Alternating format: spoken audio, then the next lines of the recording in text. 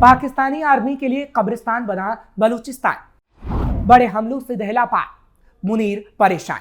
पाकिस्तान में लगातार बड़े हमले हो रहे हैं और मुनीर कुछ नहीं कर पा रहा।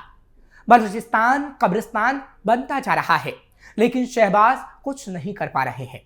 एक कहावत है ना, जैसी करनी वैसी भरनी। वही पाकिस्तान के साथ हो रहा है। मुनीर ने बलूचिस्तान की आवाम को इतना प्रताड़ित किया कि वो अब मुनीर के लिए काल साबित हो रहे हैं। और मुनीर की कब्र बनाने को जहां वो उतारू हैं, वहीं इस्लामाबाद को दहलाने की भी पूरी तैयारी हो चुकी है। आज हम आपको इसकी एक एक तस्वीर दिखाएंगे और पाकिस्तान का कच्चा चिट्ठा खोलेंगे कि कैसे पाकिस्तान खुद के बनाए चक्रव्यूह में अब पूरी तरीके से फंस चुका है। नमस्कार, कैपिटल टीवी का खास शो कच्चा चिट्ठा देख रहे हैं आप। मैं हूं आपके साथ हर्ष भारद्वाज। बलूचिस्तान में पाकिस्तान की आर्मी को एक और बड़े हमले का सामना करना पड़ा है। पंजगूर और खुजदार के जहरी इलाके में पाक आर्मी को निशाना बनाकर किए गए अटैक में 13 फौजियों की जान चली गई है। विद्रोही गुट बलूच लिबरेशन आर्मी यानी बीएलए ने इन हमलों की जिम्मेदारी ली है। बीएलए की ओर से जारी बयान में कहा गया है कि उसके लड़ाकों ने 2 अलग अलग जगह पर कम से कम 13 से 20 पाकिस्तानी सैनिकों को मार गिराया है और बड़ी तादाद में हथियारों को छीना है, जिसकी तस्वीर सोशल मीडिया पर बड़ी तेजी से वायरल हो रही है। द बलूचिस्तान पोस्ट के मुताबिक बीएलए के प्रवक्ता जियान बलूच ने इस बाबत जानकारी भी सोशल मीडिया पर पोस्ट की है। उनके गुट के लड़ाकों ने remote controlled improvised explosive device से पाकिस्तानी सेना के वाहन की गाड़ी को सबसे पहले निशाना बनाया और उसके बाद पाकिस्तानी सैनिकों को भून डाला। बीएलए ने कहा कि उसके लड़ाकों ने एक अलग हमले में भी जहरी के बुलबुल इलाके में पाकिस्तानी सेना के काफिले पर घात लगाकर हमला किया, यानी कुल 20 जवान को मार गिराया गया। सैन्य काफिले पर आईईडी से हमला करते हुए बुलबुल और आसपास के इलाकों में आगे बढ़ने की कोशिश कर रहे सैनिकों को पीछे हटने पर मजबूर कर दिया गया, जिसकी तस्वीर इस वक्त सोशल मीडिया पर भी काफी छाई हुई है। बलूच लिबरेशन आर्मी यानी बीएलए क्या है? बलूच लिबरेशन आर्मी यानी बीएलए एक संगठन है जो पाकिस्तान के बलूचिस्तान प्रांत की स्वतंत्रता के लिए इस वक्त लड़ रहा है। इसकी स्थापना 2000 के दशक की शुरुआत में हुई और इसे कई देशों द्वारा आतंकी संगठन भी घोषित किया गया।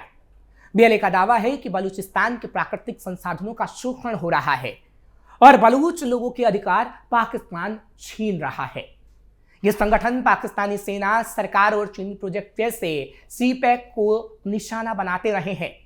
बीएलए अपनी गुरिल्ला शैली के लिए भी बखूबी जाना जाता है, यानी पहाड़ी इलाकों में छिपकर सेना पर हमला करना और तुरंत वापस लौट जाना। बीएलए में इस वक्त 2 प्रमुख ब्रिगेड काम कर रहे हैं। एक मजीद ब्रिगेड, इसे कामिकाजे यूनिट भी कहा जाता है क्योंकि इसके सदस्य आत्मघाती हमलों के लिए तैयार रहते हैं। दूसरा फतेह स्क्वाड, एक छोटी लेकिन सटीक हमला करने वाली बड़ी यूनिट। हालिया पाक आर्मी काफिला हमले में इसका नाम भी सामने आया था।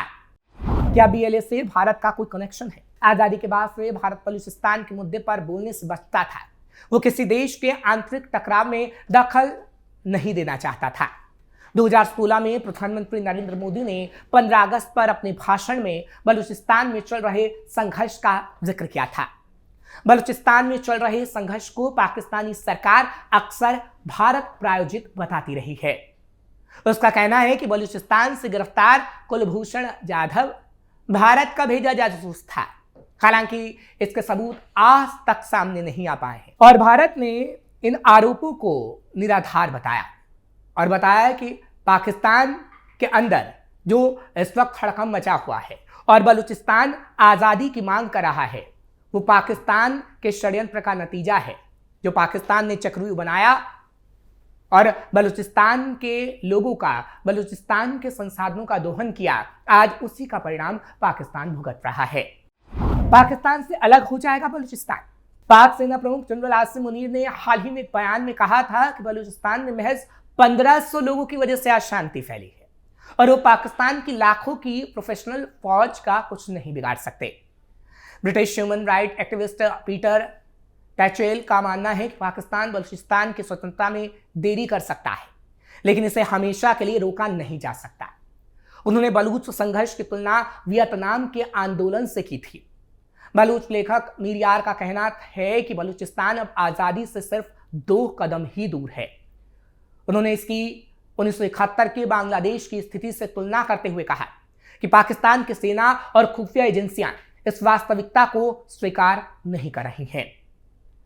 पाकिस्तान के कई एक्सपर्ट का मानना है कि जनरल परवेज मुशर्रफ और बाद के हुक्मरानों ने बलूचिस्तान के मसले को मिसहैंडल किया। उनकी बातें नहीं सुनी गई, प्रशासनिक ज्यादती लाद दी गई। इसी का नतीजा था कि पहले बलूच लिबरेशन आर्मी, जो पहले गुरिल्ला वार तक सीमित थी, अब आत्मघाती हमले और प्रिसाइज अटैक करने लगी है।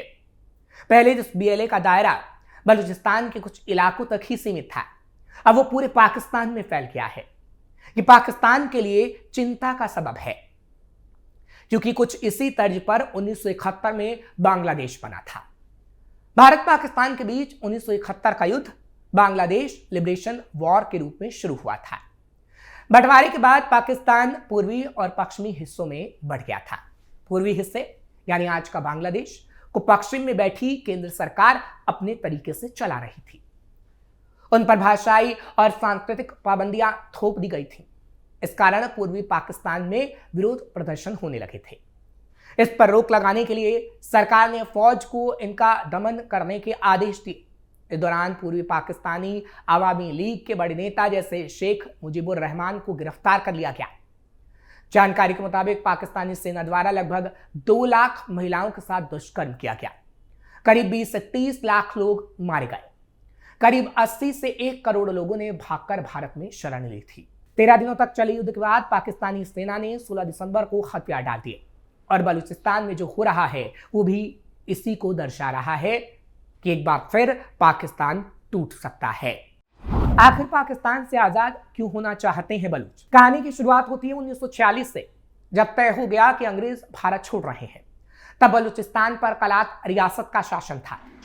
पाकिस्तान की तरह उन्होंने भी आजाद देश की मांग तेज कर दी और अंग्रेजों के सामने पक्ष रखने के लिए मोहम्मद अली जिन्ना को अपना सरकारी वकील बनाया।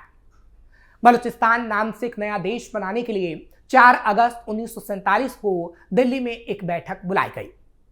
इसमें कलात रियासत के मीर अहमद खान के साथ जिन्ना और जवाहरलाल नेहरू भी शामिल हुए।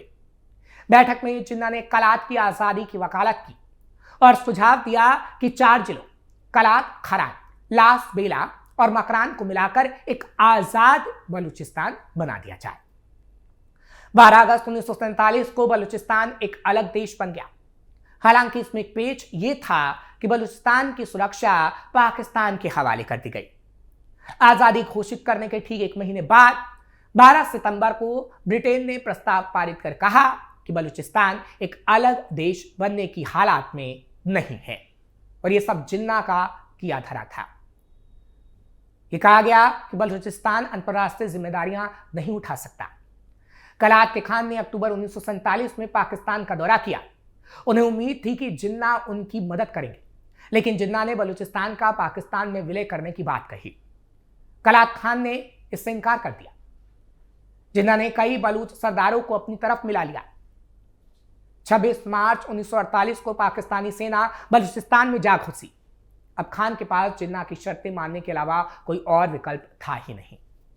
लेकिन इस कब्जे से बलूचिस्तान की बड़ी आबादी ने इनकार किया कि वो पाकिस्तान के साथ नहीं जाना चाहते और तभी से बलूचों के मन में नफरत फैल गई। बलूचिस्तान सिर्फ 227 दिनों तक ही आजाद देश रह पाया। तभी से बलूचिस्तान के लोग पाकिस्तान से आजादी की मांग अब तक कर रहे हैं। बलूचिस्तान आज पाकिस्तान का सबसे बड़ा राज्य है और 44% हिस्सा कवर करता है।